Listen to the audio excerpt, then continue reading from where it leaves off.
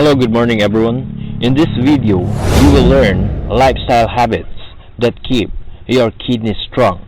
The prevalence of kidney disease is anywhere between 5 to 15% depending on the cause, age, sex, race, and pre-existence disease.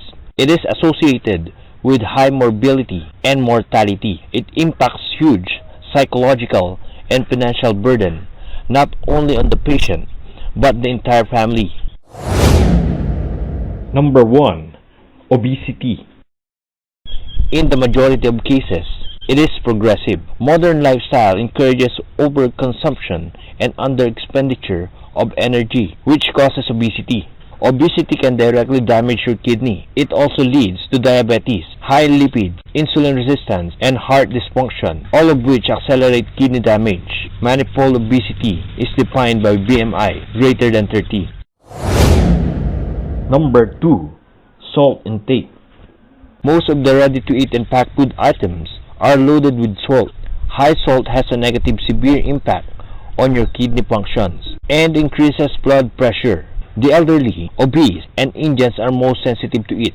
High salt reduces the effect of other protective medicine also. Next is smoking. Smoking doubles the rate of kidney deterioration. Smoking is a powerful constrictor of the blood vessel and thus increases blood pressure. It can cause direct damage to the heart and blood vessels. That in turn increases the incidences of heart attack and brain stroke. Smoking is responsible for many cancers in the body. Next is the physical inactivity.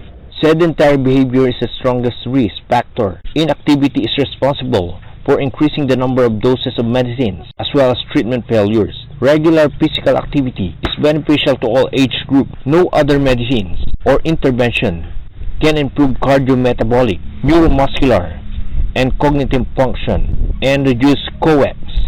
Next is alcohol. Excessive alcohol has severe negative impact on the kidney. Alcohol makes kidney less efficient at filtering blood.